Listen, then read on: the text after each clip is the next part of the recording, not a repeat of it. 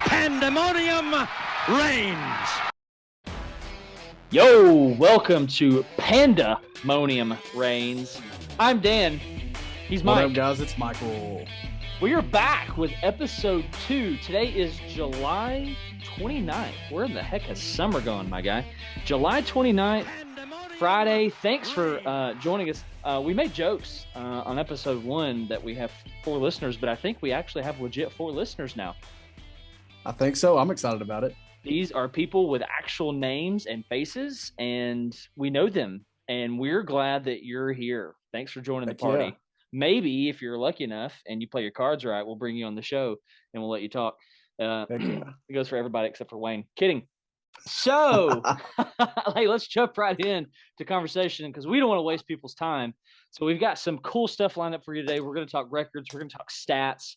We're going to talk what is conference expansion doing to this beloved game that we love. But let's first, I'm just going to softball pitch this up to you, bro. What in the world is Eli Drinkwitz smoking? This man, you know what?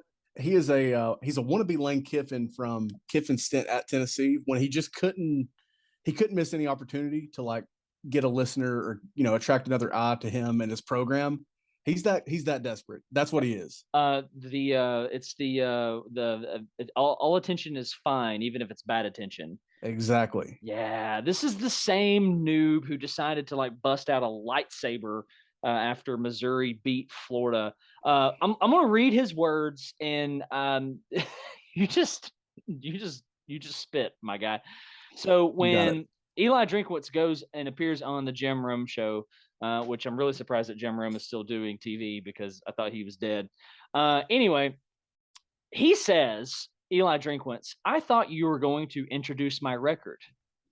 But with the latest allegations against Tennessee, let's hold up on what my record is because I expect them to vacate some wins, and that's going to help my record a little. Okay. I mean, 500 coach, basically, in his first 2 seasons, I think, 500 coach. If my coach was bragging about his record improving because of a team that he got clapped by having wins vacated, I would literally curl up in a ball and die. That's how embarrassed I would be. Jim Rome, second of all, he gets number 2. His tweet was like, Eli Drinkwitz takes an axe to Rocky Top today. Dude, he called out Jeremy Pruitt. He hardly even called out Tennessee. And I don't even know if he was sarcastic or not, but he was like, props to Tennessee for doing their due diligence on this investigation. Bro, I don't know if you're serious or not. I really don't. But you didn't even remotely harm Tennessee. You made a very pathetic attention grab is what you did. This is just more of the look at my shoes, look how cool I think I am. I'm trying to be Lane Kiffin out here. That's all I hear. It's so lame. I would be mortified if Heupel was bragging about a vacated win impacting his record. It's the bad attention is good attention thing. And here's my deal. My mind actually goes back to 2020 when he's talking about the potential win that should be vacated.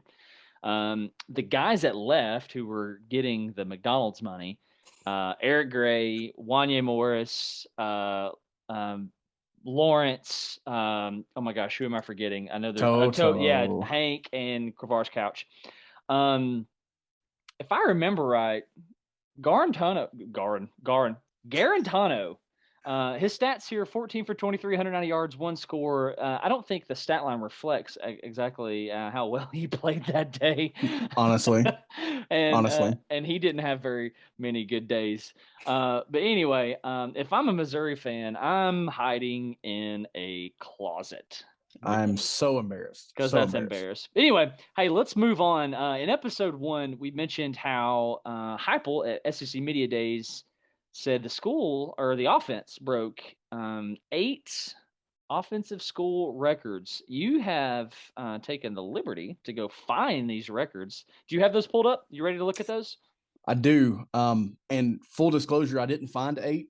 I do think this is a situation where I think utsports.com or, whoever you use, I think it takes time to get things of that nature entered in when honestly, it has records as far back as stats were kept. So I think we'll see some things change because the first record that I found still lists Peyton Manning as the record holder. That stat is that Peyton was intercepted on 1.05% of his passes in 1995. Wild. He threw 4 interceptions in 380 attempts. That is ludicrous. I'm not a mathematician, but that's some good numbers. That's 1.05% of his passes were intercepted. We know that Hendon broke that record. There is the caveat that the record is for quarterbacks who have attempted 300 more passes in the year, which Hendon barely did. He did attempt 303 passes, in which he threw 3 interceptions on. So he barely beats Peyton out for that record. He was intercepted on 0.99% of his passes, whereas Peyton was 1.05. Hendon threw an interception every 101 attempts. That is just every 101 attempts. Wild. I don't Peyton know. was in the 90s as far as attempts. Sorry to cut you off. No, you're good. Peyton was in the 90s. It was 90-something attempts between his 4 picks in 1995, but Hendon was over 100 attempts per interception last year and intercepted on just 0.99 of his passes last year. Do we know how many touchdown passes, just out of curiosity, Peyton threw that year? I mean, I don't know offhand. Okay. He had a great year that year for sure. Yeah, 1995. Yeah, I mean, did everything but beat Florida. Exactly. Yeah. I do want to add one more caveat to this interceptions per attempt percentage thing. Yeah. Will Levis threw an interception on 3.68% of his passes last year. You didn't tell the Kentucky fans that they can plug their ears for a moment. Kentucky fans, you're good to leave the room momentarily. Hey, listen up loud. Wandell's gone. Levis threw a pick on 3.68% of his passes. He actually had more passing attempts than Hendon, but he did play a full game and a half more than Hendon. Okay. He attempted 353 passes, and he threw 13 picks on those. But that breaks down to a pick every 27.15 attempts. So that's pretty frequent. I mean, he threw 13 picks. They played 13 games. And obviously some games he threw more than one. Some games he didn't throw any. But, pick your poison. That's y'all's QB, not mine. I mean, maybe he should just stick to eating banana peels and putting mayonnaise in his coffee. Oh, gross. Yeah. Whatever. Anyway, what are some of the let's glance real quick here. What are some of the other records that we broke in the 21 season? Some of the other records that I found, Tennessee did break the yards per game record last year. I don't exactly have the numbers on those because it was difficult to find what the previous record was. Yeah. In addition to that, they broke the record for points scored, where they scored 511 points last year versus 484 there in the early 90s. Yes, sir. Tennessee scored 67 touchdowns last year. Again, I'm not quite sure what the previous record was, but 67 touchdowns. It's pretty strong. And then I think Koppel was probably talking about some bowl game records for the program because those were the other ones that were kind of easy to find. And those numbers go like this. Velus Jones had 140 kick return yards in that bowl game. That's a lot, but it's too many if you really think about it, because it goes hand in hand with not getting a ton of stops against that Purdue offense. But still impressive for Velus, and not sure why they kept kicking to him at the same time. Hendon also broke the individual player record for yards in a bowl game, where he had 434 yards in that bowl game. I think he was turnover free. I know he was pick free because those came against Bama, Georgia, and Pittsburgh. I don't remember a fumble. So I'm pretty sure he was turnover free, and he had 434 yards in that game. Just crazy. For our non-football listeners, that's a lot of yards. Yeah, for sure. And lastly, for the bowl game record, Tennessee put up 663 total yards in that game. And if you don't remember the stat that I just gave, Hendon had 434 of those. I mean, that's just ludicrous. The man was everything last year. I don't know what that percentage is, but it's the majority. I do know it's that. The majority. I do know it's that. A lot. It's a lot. It is a lot. Well, hey, if we can improve this offensive line, I'm hoping that these records just can only get shattered from here, which is going to segue well as we go into this next portion of the show. So over the next coming weeks, what we're going to be doing going into the season for our listeners is some stat projections. And we want to look at mainly some offensive players because it's a little more difficult to predict this on the defensive side of the ball. But today we're going to be looking at some stat words, stat projections for Jabari Small and specifically Jalin Hyatt. We really want to save Hendon closer towards season getting started. So let's look at, you said we'll do Hyatt first, right? I remember that. Let's do Hyatt first because these rushing numbers are they're really just fantastic to look at, and I've got a lot of information about the rushing numbers. Okay. So if you look back at Hyatt last year, he was in the 200 yards, 220 mark, had a couple of touchdowns, and he had 21 receptions. For me, it was tough to get a feel for what's he going to do. You've got coaches and his quarterback really vouching for the work that he's put in. If you've listened to other shows, if you listen to guys that are plugged in or guys that go to practice, they talk about the work that he's putting in. They really brag about it. Mm-hmm. So in my projection, I'm going to choose to listen to those guys. A lot of times I'll take a pessimistic approach and you'll have to prove me wrong or, really prove against what you did last time. Right. But in this case, I'm going to listen to those guys. And the guy that I chose to compare him to is actually Velus Jones. And that's from a statistical standpoint where Velus had 60 catches last year. Okay. Velus, he had 807 yards receiving and he had 7 touchdowns. Okay. A few things to point to right there is that Velus is a shifty man. He's got the jukes, he's got the spins. Mm-hmm. He's your kick returner. Mm-hmm. Jalin is more of a straight line guy to me. Okay. So there's a chance that, if he finds himself in single coverage, if he's put in the work to get off of coverage and things like that, he could absolutely blow this number out of the water. But I landed on 75 receptions because he's going to be that slot guy. Okay. So he's going to get a lot of looks, I think. Landed on 825 yards because I do think it'll be tough to spread the ball around to all these guys. Okay. 825 yards, 8 touchdowns is where I landed on Hyatt for 2022. Wow. I think if we can get that out of him, I'm feeling pretty good. That's a big year if we get that out of him. So I don't totally hate that because the media talk amongst our offenses right now is Hendon Hooker and Cedric Tillman. So I would expect for defenses that we face to come out and give Tillman a little more respect since he's a 1,000-yard receiver now. Big frame, big body. But anyway, we're not talking about him. We're talking about Jalin. I went back and looked at his numbers from last year, and I was like, "Ugh." Yeah. Ugh. It doesn't pop like you want it to. Oh, it does not pop. And he had some catches. I was like, man, he had some really nice catches. I was like, hey, there's that one play where he actually burned Bama. No, that was 2020. 2020, wrong year.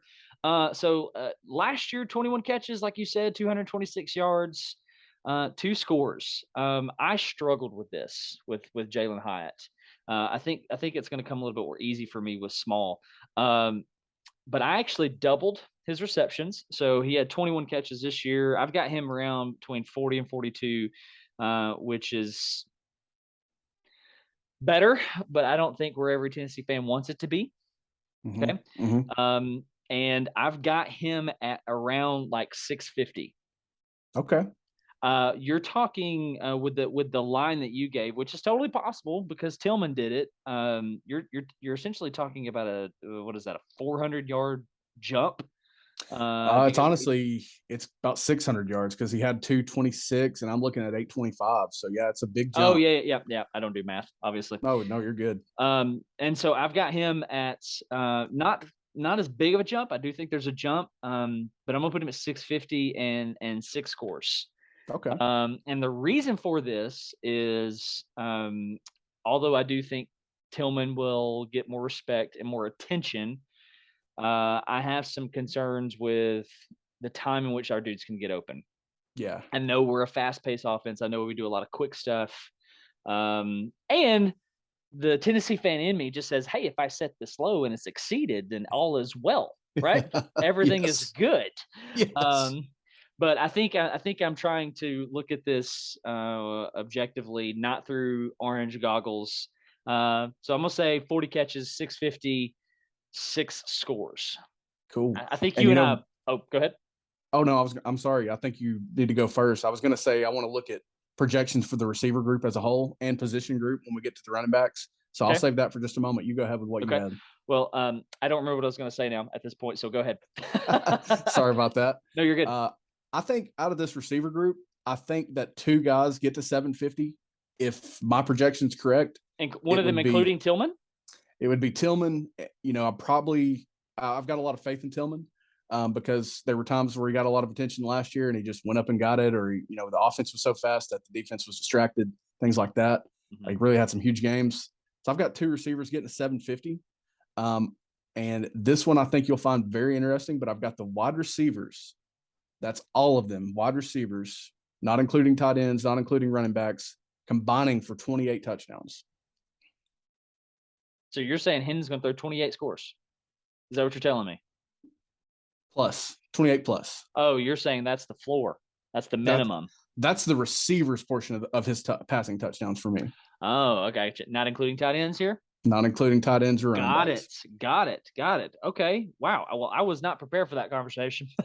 Sorry about that. No, you're good. You're good. So 2 receivers above 750. But I think I can have this conversation still because recruiting. We brought in some dudes who I think are going to play early Absolutely. in Squirrel, in Webb, and some of these other guys who've come in who they're talking about in the offseason. So we could see possibly a deeper rotation. We mainly saw last year Tillman, Bayless, Peyton, Hyatt.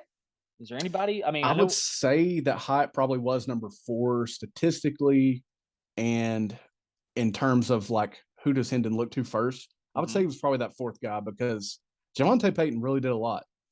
He pushed 600 yards. He was such a legitimate deep threat. I mean, he did a lot last year. But yeah, I think you would be safe to say that Hyatt was the 4th option because a lot of those guys that played early really faded as the season went on. And they really narrowed down that rotation. It'll be interesting to me to see if they do that this year because I think there's potentially a lot more options, whether it's young guys, whether it's old guys finally stepping up, whether it's Brew McCoy. What does he do? I mean, this is a really interesting position group. Yeah. And I mean, I honestly feel like I'm aiming low, but at the same time, I think it'll be really hard to spread it around to get a lot of these guys, you know, a lot of yards or a lot of touchdowns. Well, I mean, so you had looking at stats, you had 2 main receivers, Tillman, 64 catches, Bayless with 62 catches, and the next guy, like you mentioned, Javonte with 18. Or excuse me, that'd be Jalin with 21, and then Javonte with 18. Jacob Warren also had 18. I would just like to think that we're going to be deeper at this position, even though we're losing Bayless and Javonte. They seem to be raving about these freshmen coming in. So I know that we're excited about that. I just don't know that we're going to see as big of a gap in receptions total. But hey, if we get a 1,000-yard receiver, if we get 2 dudes above 750, means good things. I don't hate that at all.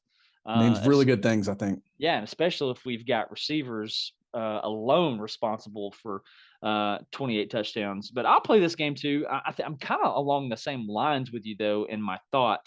I'll say we'll do – you know, I think we can do 2 receivers above 800. Okay. So I like it. Just 50 more yards. I mean, we did it last year. Tillman had 1,000. Bayless had 800. Javonte had 400. I'll say 2, and I'll say that it's Tillman and wait, what did I say? I can't say that it's Hyatt because I gave him 650. I am contradicting myself. I don't know who you are, but you're going to have 800 yards. I'll say, let's see, Hooker threw 31 last year. I'll say receivers are responsible for 25 of those. We seem to like our tight ends in the red zone.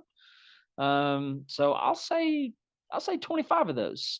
All right. 800 and 25 and 25. Anything else there on the receivers you want to throw at the listeners? Nothing else for the receivers. Nope. Okay. All right. Let's move on. I'm really excited about this one. Very, very excited about this one. Let's talk Jabari Small. Let's do it. Jabari Do you Small. want the backstory on what Heupel has done with his offense first, or do you want Jabari's projection first? Give me the backstory with what Heupel has done. My guy over here doing the legwork for our listeners. This was so much fun. I feel like I deserve a job at ESPN right now for the work that I did today. This was so much fun. Okay. Caveat real quick. I didn't really include the 20 season because it was 10 games total for UCF and a lot of schools. that really makes it tough, I think, to look at averages and things like that. So I'm fine with that. I kind of left out 2020. I just looked at 18 and 19 for UCF. Okay.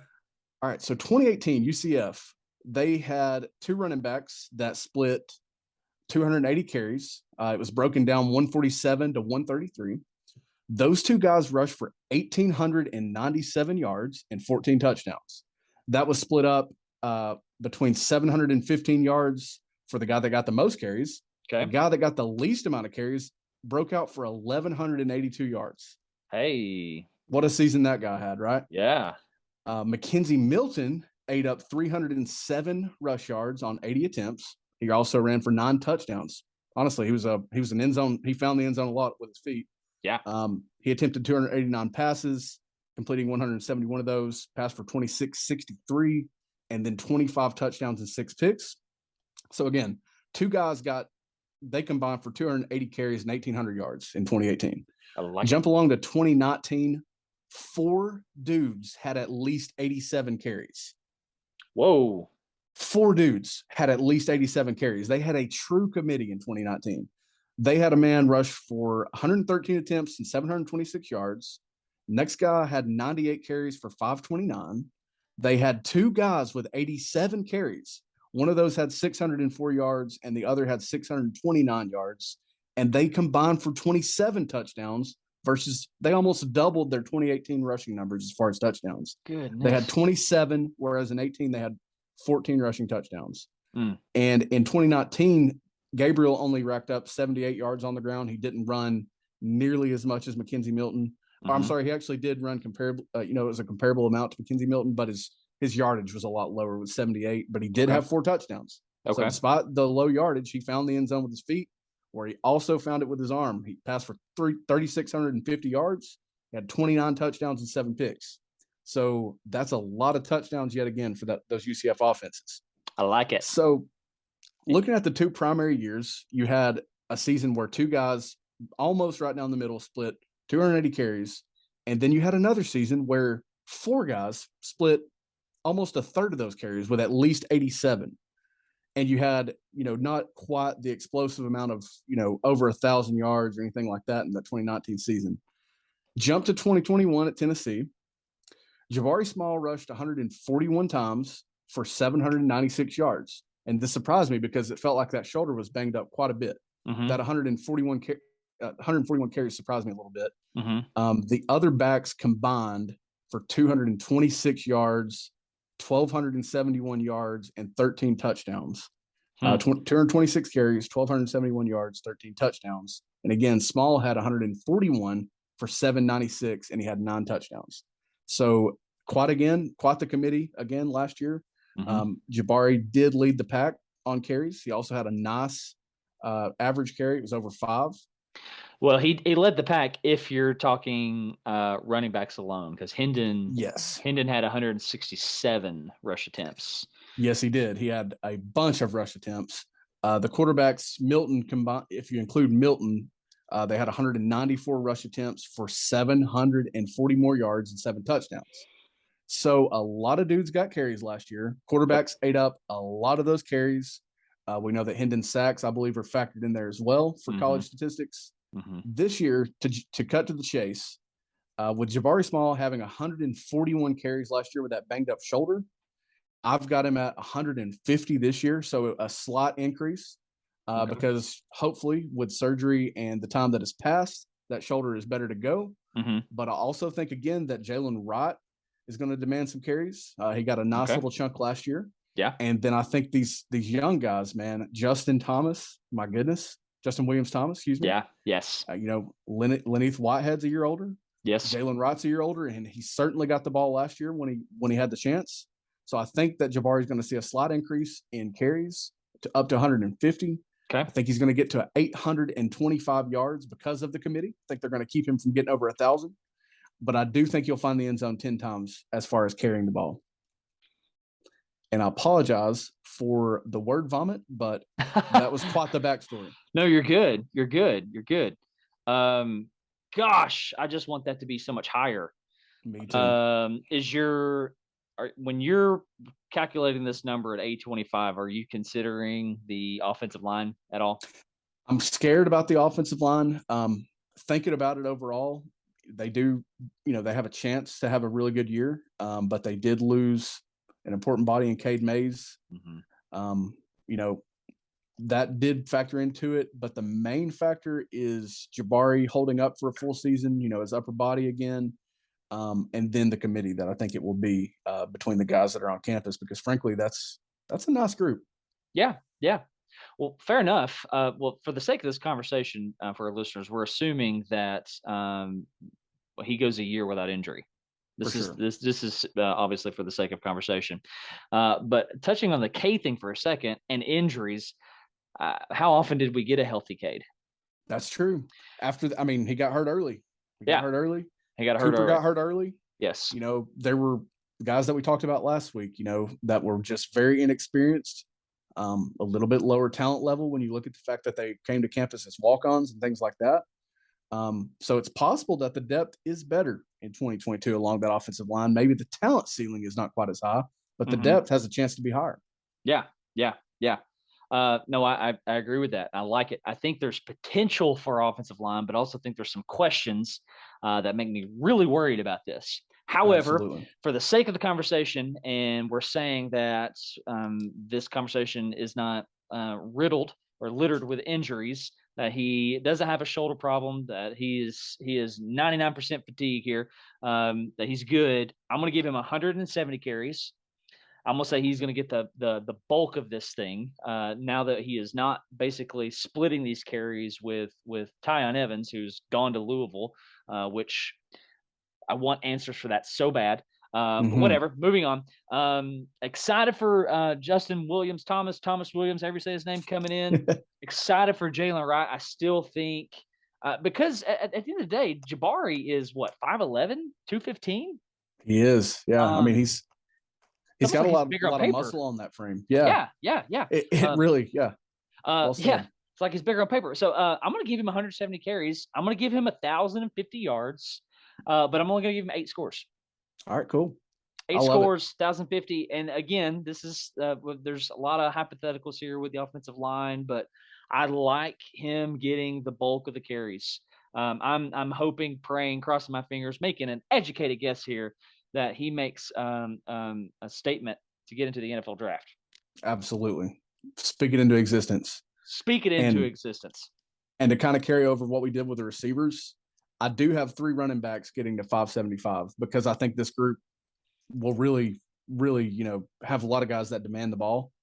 And the potential for injury, I think 3 guys get to 575. That's a little low, but again, go over, make me a happy man. I do think there's so much room that I think 2 could get to 750. If the health is there, if the offensive line gels, I think that there's a lot of room with this group because, knowing what we have in Hendon, we've got a lot of nice running backs. Jalin Wright got baptized by fire last year. Yes, he did. He got a lot of bad calls. He got a lot of carries. He really got baptized by fire. I really like him. And then I really like even, somebody we didn't talk about, Dylan Sampson, coming in as a speedster out of Louisiana. Out of Louisiana. It's a really intriguing group. So I think it's got a really high ceiling. And I hope that, if it is a committee perspective that the staff takes, that it doesn't hold anyone back as far as a draft grade or anything like that. But I've got the backs combining for 25 touchdowns. Whoa, the whole stable, 25 scores. Yep. Wow. I'm looking at that 2019 UCF for that, where they had, again, 27 between the 4 or so guys. So I'm thinking they get to 25. I had the receivers at 28. So those 2 skill positions will combine for 53 touchdowns in my July 29th projection. Okay. All right. So just for clarity here, you're saying 3 backs. One of those is small, right? Absolutely. And you got 2 others with at least 575? Absolutely. I think Jalin Wright will be one of those guys. Okay. Number 3 could be a mystery man, but like I mentioned, there's 2 or 3 options that I really like. Even though they're young, Jalin Wright was a young guy last year that was in the 400s as far as rushing yards. And I think he only had something like 4 touchdowns, but he got a ton of opportunities. And I think, not to at all dismiss Jalin Wright, but I think some of these young guys have a lot of ability. Okay. Whether it's Mr. Williams Thomas or whether it's Dylan Sampson and his Louisiana speed. Okay. I think there's a lot of opportunity in that group. Okay. All right. I am not as optimistic here, and I hope that I'm not contradicting myself, but I'm going to put three guys, including Small, at 350. Okay. With Small getting the bulk here, I don't think that leaves a lot of room for some other guys. Yeah. I just don't know that I see anybody stepping up. And again, hey guys, if you're listening, prove me wrong, please. Bulletin board Um, material provided by Dan and Mike. Yep. Put it up in your locker room. And I'm going to say they combined for 15 scores. Just simply because I gave Small 8 scores. That puts probably Jalin Wright, possibly Lineth, and Sampson or Williams Thomas 2 to 3, combined. I don't just love the whole stable altogether. However, I would much rather be run heavy to be able to open up the pass. Preach. But I just don't know that I see that coming. At least not yet. Sure. I'm hoping for the sake of Hendon that Hype will be like, hey man, let's go win you a freaking Heisman and let it rip. Let it rip, baby. Let it rip. Let's be up by Florida, 56 points and throw in touchdowns just because we can. Absolutely. Yes. So that concludes, for the sake of time, we won't get into, we had a defensive player lined up, McCullough, but we'll save that actually for another time. Let's use this time to go ahead and transition into the last part of the show. So we're actually going, at this point, we're going to call our first hot route in the PR podcast. And I know we told you guys in the beginning that we were going to be talking conference expansion. Here we go. Audible detour hot route. Omaha. The Omaha. We found out this week, I believe it was this week, that Saban said to the public, to the media, that he considered retirement after the 2013 season. And so we want to talk about how juicy and spicy that whole turning of events for college football could have been. I'm pretty sure it was reported that Michael was out in his undies in the street praying to the gods, doing his rain dance, that it was actually true back in 2013. But his rain dance did not work. So here's what we're going to do. We're going to play some hypotheticals, and we're going to rewrite history because this is fun. So let's say that that Saban retires after the kick six, after the 2013 season. Everything unfolds in the 2013 season the way that we saw it. Auburn going on to win the SEC, eventually losing to Florida State in the national championship. But we want to look at a couple of different things here for our listeners. We want to look at who his replacements would have been.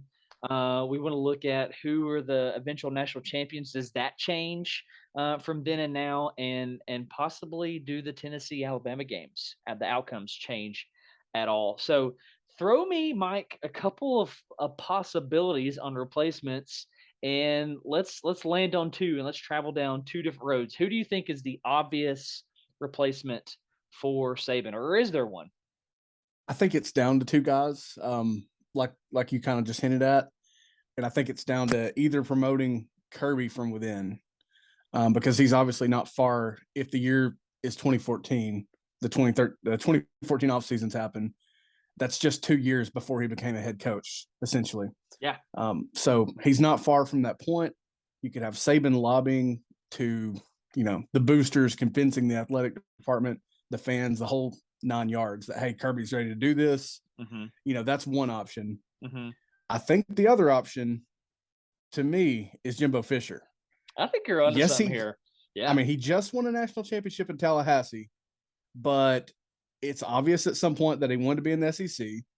I think Alabama would have, I think Alabama would do anything when the time does come to avoid that guy after the guy issue. Nobody wants to be that guy. Mm-hmm. I think they would do anything to avoid that and to facilitate that move as smoothly as possible. Yeah. If it means giving Jimbo a national champion winner the offseason before, 10 years, 100 million, whatever. What did Texas A&M give him? It was ludicrous, I thought, at the time, because he had at that point floundered at Florida State.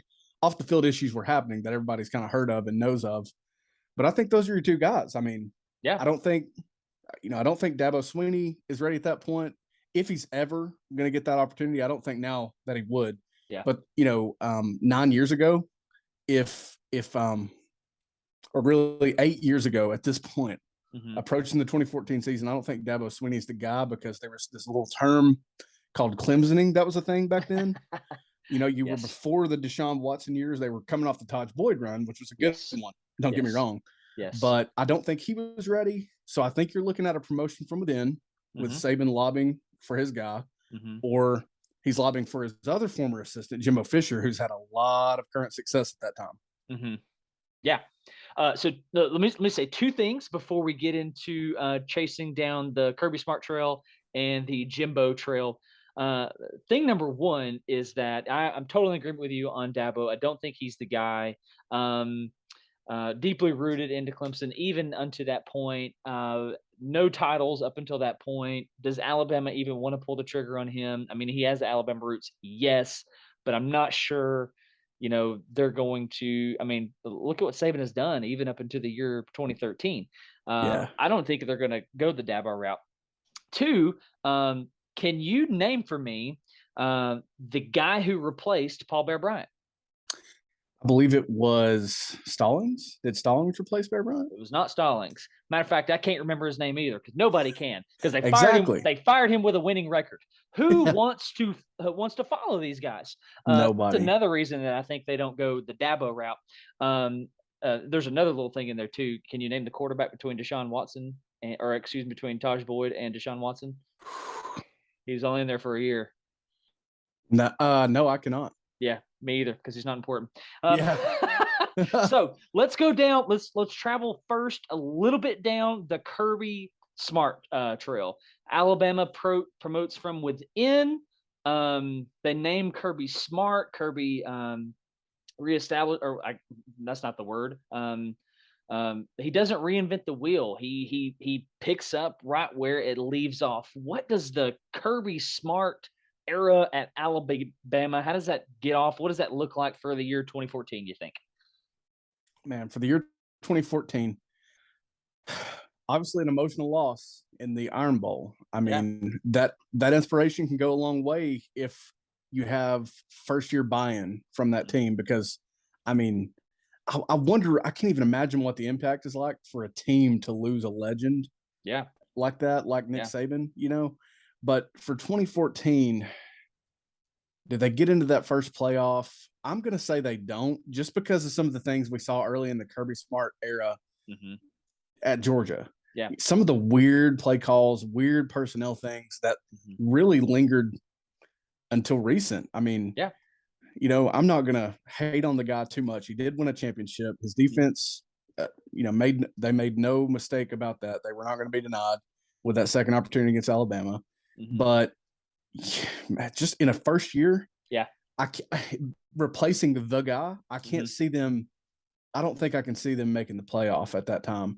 Now, if they win the SEC West, they're going to have a good chance, because they did play Missouri in Atlanta in 2014. Yeah, I mean, they had the obvious talent. They would have the obvious talent upper hand in that. But if they're a 2-loss or maybe even like a 3-loss Western Division winner, I don't know, man. I don't think they make that playoff.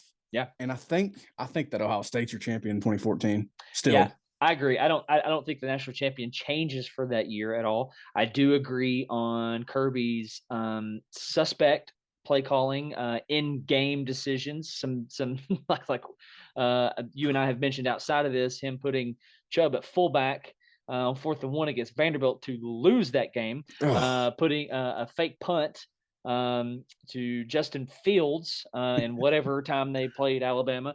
And anyway, some suspect like decision making there. And this is 2 years even farther back than his first year at Georgia. So we're talking about less experience.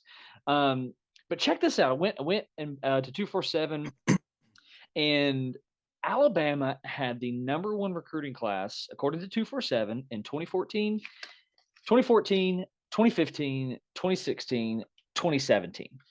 Listen to this 14 class: Cam Robinson, Deshaun Hand, Tony Brown, Marlon Humphrey, Rashawn Evans, Christian Miller, Hootie Jones.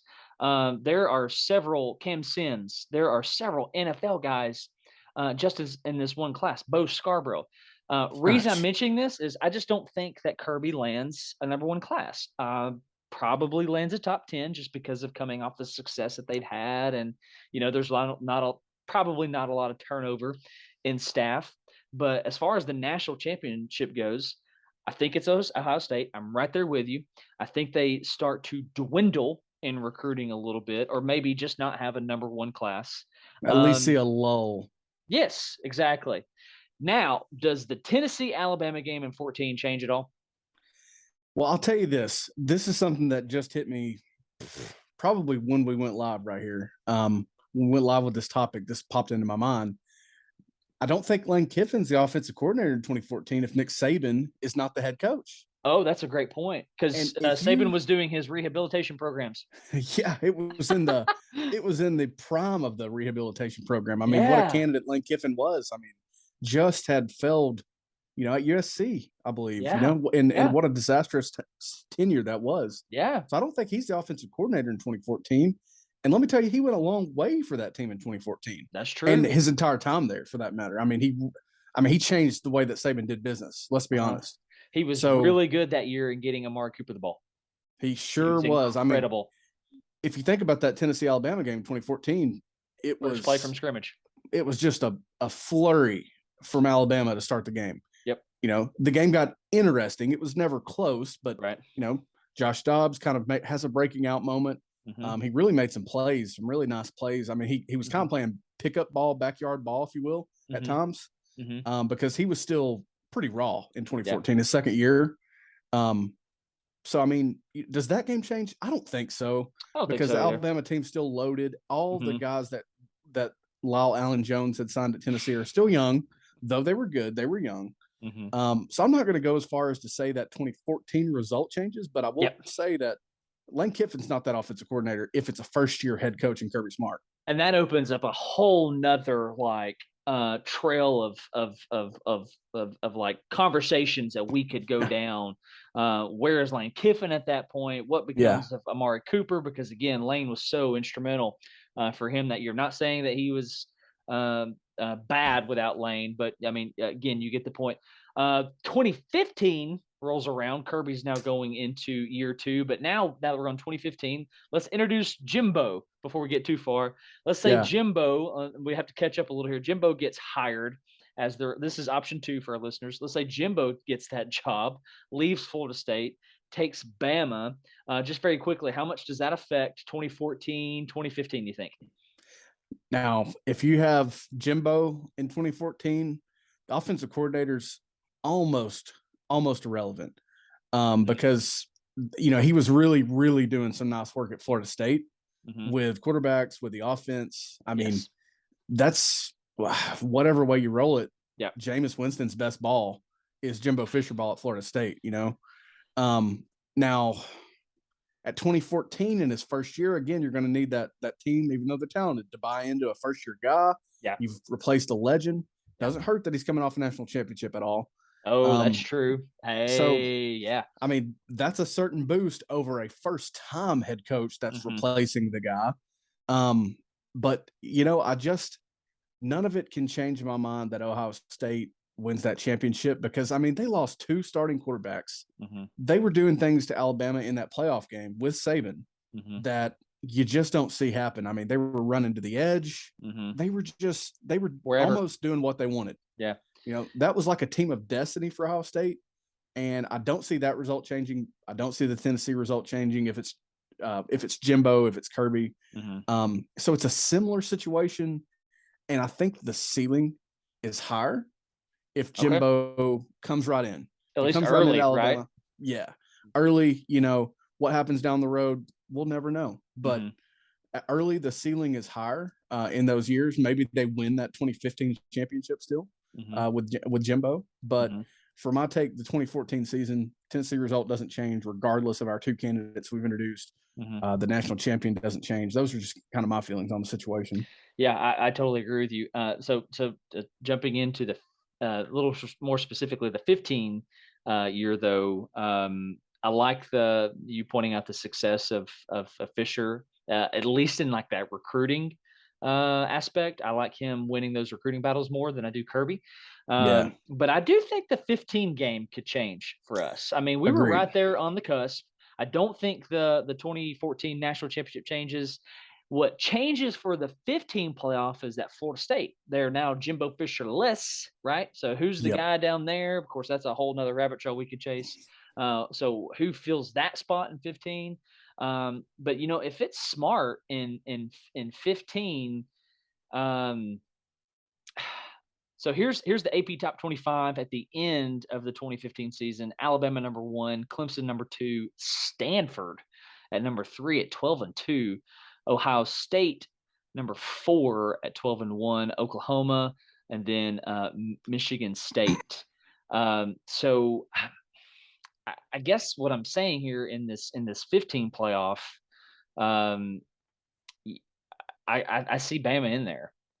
Yes, I do too. Whether it be Smart or Fisher, I think I like it a little bit more if it's Fisher, I do as well, because he's now year 2 with a loaded cupboard, right? Again, I don't know if it's Smart or Fisher that they're going number one class. However, I think what changes for 15 for me is I think that's a game that we can pull out. Agreed. Right there. And not to just jump all the way to my point, but if Saban leaves after the kick six, new coach starting in 2014 to current, I think there's 2-3 opportunities maximum. I mean, on the absolute bright side, that Tennessee could have won that game in that series. Mm-hmm. If things went off the rails in 2014, off the rails, Kirby gets hired or something, it's a first year disaster. Mm-hmm. Maybe Tennessee slips, as a surprise with Dobbs coming in, something like that. That one's on the more extreme edge for me. But that 2015 game was there. Yeah. It was there for the taking until Tennessee's last drive, frankly. Yes. That was a classic. That was more of a classic Tennessee-Alabama game where the defenses were good. The defensive lines were phenomenal. Honestly, both. If I remember right, Corey Vereen had a day. I think he did. He did have a day, and Tennessee's pass rush was all over the Alabama quarterback and just couldn't bring him down in those clutch moments. Allowed that drive that gave Alabama the lead, and then, as we've talked about too many times, Mike DeBoer and Lyle Allen leave Dobbs in the pocket as a pocket passer with the game on the line, and the offensive line, crumbles, as had happened several times in the game.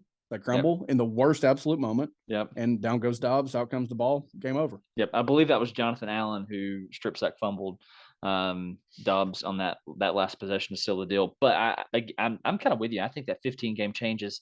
What's interesting about the Tennessee-Alabama game is how does it really affect that 16 game?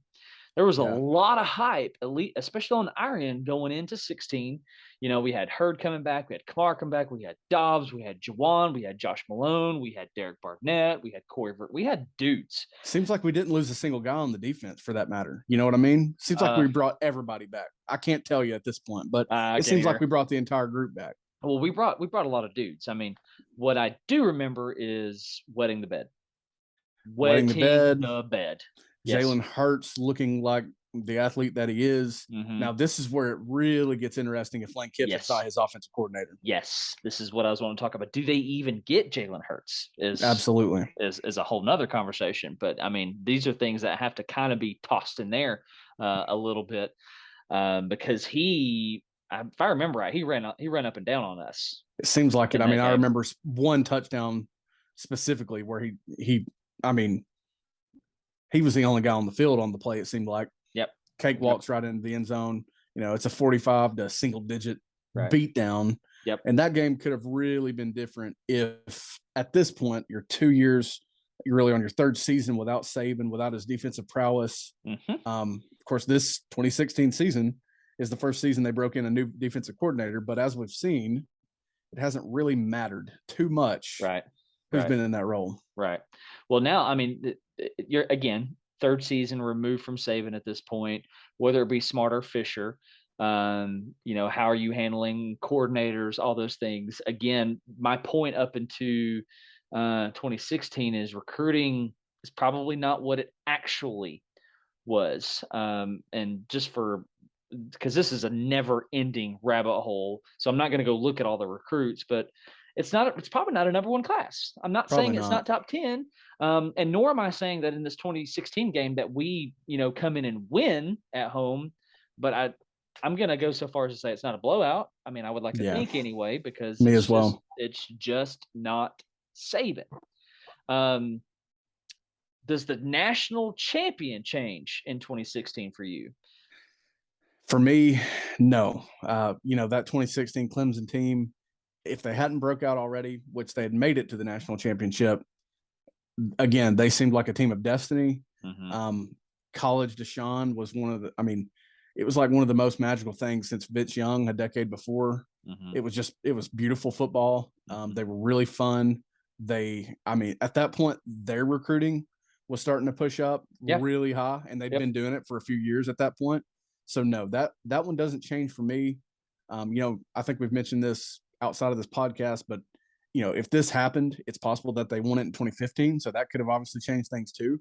Mm-hmm. But 2016, if nothing else changes and Saban is the only factor here, of course we've outlined other ones, then Clemson's your national champion. Yeah. Did we talk about the 15 potential national champion? Because not on here, we haven't. Because I mean, just like in these, because I'm starting to think like, Clemson's got to be 2015 at this point, right? To me, they do, because it was already a close game with Saban calling a really nice game in that championship. Of course, they still had Lane. There you go. 2015, they still had Kirby. Right. I mean, I don't see that team holding off Clemson in that game without the way that it happened as it was at that time. Right. Again, I agree. But again, for our listeners, we're not saying that Kirby can't recruit. We're not saying that Kirby can't do these things. Yes, he just won a national title. But the scene is a whole lot different than him taking over the Georgia program in 2016 as opposed to taking Bama in 13. There's just so many more variables. All right, so let's move on to 2017. Let's nip this one in the bud. Bama takes Tennessee to the woodshed, regardless of who they have. I don't like our odds. 17 was not a good year for the Orange. Who was our national champion in 17? 17 was Alabama over Georgia. Second 26. How could I forget? And this is where it's impossible for me to even go down the rabbit hole and foresee a national championship, because we've got too many of the players that were there. As far as your head coaches, what roles are they in? What do those teams look like? Now in the fourth season, without Saban at the helm at Alabama, Auburn had a really strong year that year. They beat Georgia and Alabama. I mean, what a schedule they play every year, and they did it that year. It's one of those years where they beat both of them, really, really good teams that they beat. Yeah. Of course, they lost the rematch in Atlanta. Right. So that that opened up the door for the SEC only national championship again. And I just can't even imagine what that national championship looks like if we're this far into the post Saban era at Alabama. Oh yeah, absolutely. Let's assume that Smart is at the helm here. What does Georgia look like? Because they don't have they don't have Kirby Smart. They've got Mark Richt, who at this time the world did not know had some health stuff going on. So are they even the ones in Atlanta? Are they even in the playoff? I mean, Kirby Smart had quite the impact, as much as I hate to say it, on Georgia. So, but your playoff guys that year were Alabama, Georgia, Oklahoma, and a Kelly Bryant-led Clemson team. I think this is the year where Ohio State felt snubbed, because I'm looking at it. They're sitting here at number 5 at the end of the season. I'm going to say Oklahoma's in this playoff, Clemson's in this playoff, Ohio State is in this playoff, and I'm not sure who that fourth team is. Is it not Bama? Either? I mean, there's a chance, if Auburn does slip up in Atlanta. But if they don't slip up in Atlanta, you got to think the SEC champion's getting in, coming off of wins over Alabama and Georgia. It really opens up the door for that. That had to be Oklahoma's best shot. I mean, they gave Georgia all they could handle. What a game that was, that Rose Bowl. Maybe this is their opportunity and they actually take advantage of it. If you don't have the defenses of Georgia and Alabama, and then all the other talent that they have at that time. Mhm. You know, maybe this is the year that they capitalize on it and they nip in the bud before it actually happens some of those playoff failures. I mean, it's so hard to speculate that far down the line. I mean, who knows? I'm looking here at Auburn in the 2017 season. They finished 10-4, sixth in the SEC overall. If I remember right, they lost their bowl game. Right? Was that the year they lost to UCF? Yep, It was. Which was led by our boy. They lost in the SEC championship that year. Let's see if I can find very quickly their other losses. Hold tight, my listeners. 2017. Their other two losses were, when they went to Clemson, losing 14-6, and at LSU, 27-23. Wow. So you're talking about a 2-loss team, and then a loss in Atlanta. I mean, the probability of them getting to the playoff is a reach. So slim. But again, so much has changed because of all the other variables there. So we said that the 17 Tennessee-Alabama game does not change. We're not real sure who that fourth playoff team is in the playoff. But if you gotta name a national champion for 2017, who are you going with? You know, I'm gonna roll with Oklahoma just because they looked the part throughout that Georgia game. You know, I thought that, you know, at that time I was probably believing the SEC hype and the dominance that had been proven. Mm-hmm. But, you know, if you don't have Kirby at Georgia, I think I'm going to roll with that Oklahoma team because they were so close to getting that national championship. Mm-hmm. And then if you have variables for both Georgia and Alabama, I think I'm going to roll with Oklahoma in that moment. I like that too. Just for the sake of conversation, though, let's not forget about Ohio State, who got snubbed in that. They were only a 2-loss team, but couldn't tell you who those guys are. Let's move on to very quickly 2018. I don't think the Tennessee-Alabama game changes. No, it does not. Simply just based on the fact of how the state that Tennessee is in, and it's just not good. This would be year one. Would it be year one under Pruitt? That's another conversation, but just so we're not chasing 1,000 rabbit holes, let's assume it's Jeremy Pruitt, Tennessee led versus a Kirby Smart or a Jimbo led Crimson Tide. I don't like the Vols here. I do not like the Vols here. What about a national champion? Give me a national champion for 2018, and at what point do you think, or what state do you think Alabama is in by this point? At this point, they're probably, if there was any lull, if Kirby's the guy, they're probably starting to move out of that. If it's Jimbo, you know, who knows? The off the field stuff caught up to him at Florida State. Does it catch up to him at Alabama? What's the timeline on that? But that, you know, the 2018 national championship is one of my favorite games of all time when I think about it, because Clemson absolutely took Alabama to the woodshed. And I'm going to say that they either take Alabama to the woodshed or they take Team X to the woodshed, because, you know, that's some of the best ball that Trevor played as a freshman. And he was surrounded by dudes, you know, NFL dudes. They were, like we mentioned a minute ago, they were rolling in recruiting at that time. That's a Clemson national championship. Whether it's Alabama, you know, and they've popped out of any lulls, that's a Clemson national championship for me. I agree. If I remember right, Clemson played Ohio State in that first round and handled them pretty soundly. But at this point, we're at 2018. We have to start asking the question: Is Smart still there? Is Jimbo still there? Because listen to this: Saban would have been hired in 2007, resigned in 2013. That's 6 years, and he had 3 titles. It's not going to go well when there's a 2 or 3 loss season in there. That's what I'm saying. So are these guys even still at the helm? But I don't know. For the sake of conversation, I think we just need to assume that they still are. But I'm with you. I'm gonna go with Clemson being the national champion. 2019, the best year for most of our lives, because it is the last full year we had before COVID. Yeah. I think for 2019, though, LSU should make this pretty clear for all of us. Pretty clear for me. Now, when I mentioned a minute ago that there were 3 tops scenarios where Tennessee might have pulled the win over Alabama, this is the one that comes to mind. I don't like to think about this game. I don't like to think about that situation at the goal line. Makes me viciously angry. I don't know makes what me you're red in talking the about. face. I don't know what you're talking about. I have erased it. I've tried to do that. It's still there. I can still see it. It's replaying in my mind right now, which is not fun. But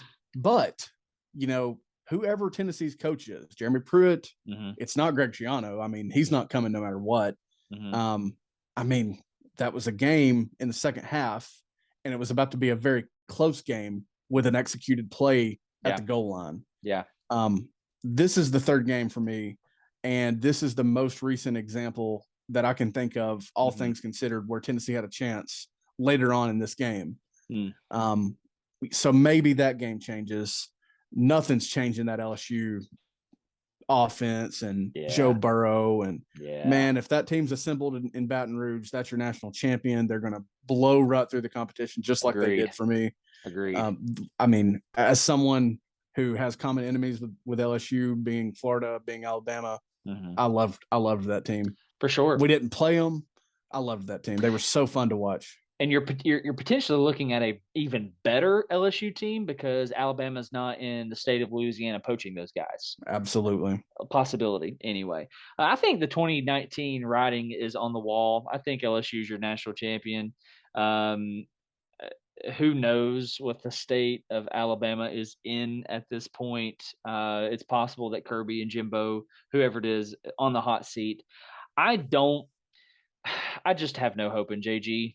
As far as the Tennessee-Bama game goes, it's a loss, period, whether it be close or not close. But something we do need to think about for 2019 is this would be the first year for whoever would be in Georgia. Brand new coach in Georgia, because Mark Richt retired or resigned from Miami in 2018 due to health reasons. So I'd assume that would be the same case if he were to stay at Georgia, having retired there now. So now Georgia's going through transition. I mean, I'm telling you, like, this whole Saban thing just turns everything up on its head. But as far as 19 goes, I don't know that much changes. 2020, I think a lot changes. I'm with you on that, because that 2020 team, it was as terrible as the world and the universe was, almost aligning with the end of the 2019 college football season and the national championship wrapping up. The world flips on its head. But when we get some normalcy, we get some football, you've got just a monstrous Alabama team in 2020. Yeah. I mean, saying all that, this 2020 season is where I started to think this is the year that Georgia gets them.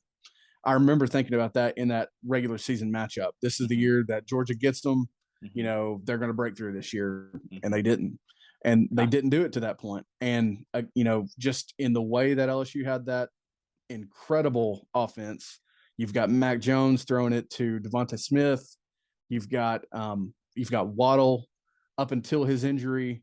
You've got just this is where, for me, the defense and the offense has really changed roles as far as who's dominating the games. Yeah. Of course, they had their moments with Tua before that, but I mean, Mac was dialed in. Yep. The receivers were phenomenal. The run game was great. The offensive line was its old self. Is Steve Sarkisian in there? Yeah. I mean, what happens when, if Kiffin was never there, what happens at this point at that OC position? Exactly. But if that roster's in place, which, the recruiting would be different, but if that roster's in place, I don't have any further Tennessee wins or potential wins in the series after that 2019 game. Yeah. And I just think the national champion's impossible to predict, because that Alabama team was just so loaded. Maybe they're not quite as loaded. Maybe Ohio State has a chance, because they sure fought through some things to get there as well. I mean, they exercised some demons against Clemson when they broke through there. Yep. So maybe they're your champion if you don't have Saban calling the shots there, and they haven't recruited quite as well. Yeah. But no further wins in the series for Tennessee past that 2019 game. And I just think it's Ohio State or it's Alabama, depending on how the rosters are set up. Yeah, well, the whole Georgia factor with Kirby Smart, Mark Richt, is Justin Fields even Does he begin his tenure at Georgia? Does he transfer to Ohio State? Lots of questions there, but let's just, for the sake of conversation, let's say that's what happens. I'm going to go Ohio State.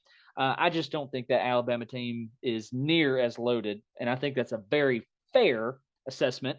I mean, the dudes that they had on that team, I just don't think are all there. Few of them, sure. I don't think they're your national champion. I'm going to go with Ohio State on that. I think that 2020 doesn't change anything for us. I think They still slap us around. But let's take this last, 3 or 4 minutes here and talk 2021. Who, what are the changes? What does Bama look like? Who's your national champion? Does Tennessee win that game in October?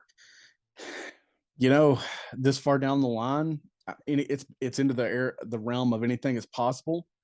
The big bad red monster over there in my head is still, insurmountable at this point for another first year coach for Tennessee. That's why I'm still, I'm saying no for a Tennessee win in that game. As ugly as the final score was, there were some moments in that game that were a lot of fun, but it was still, they kind of held us at arm's length that, did whatever they kind of wanted to it for most of the game. My respect for Bryce Young is documented on this show, and he's just that dude. If he's in Tuscaloosa, he's that dude.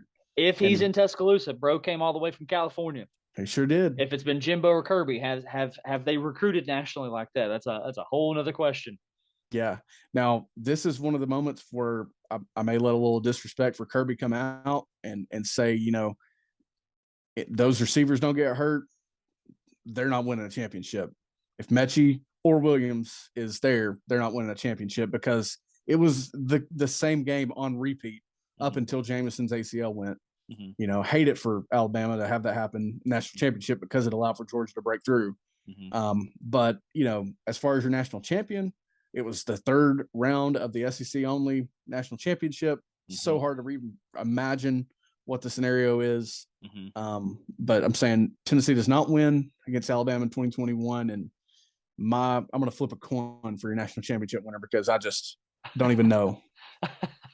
Well, I'm kind of with you on the 2021 national champion.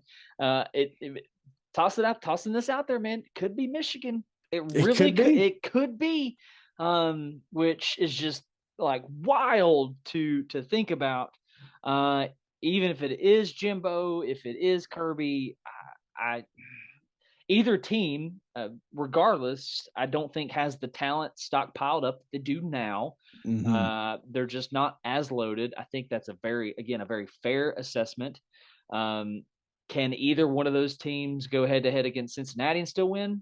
I'm going to say probably. Yep, going to say probably. But I think the Tennessee game changes, and I think the Vols win. They hang 100. All right. They sign Heupel. I'm kidding. Just on the fact alone that Bama doesn't have the talent that they normally have, less dudes, less 5 stars, less whatever.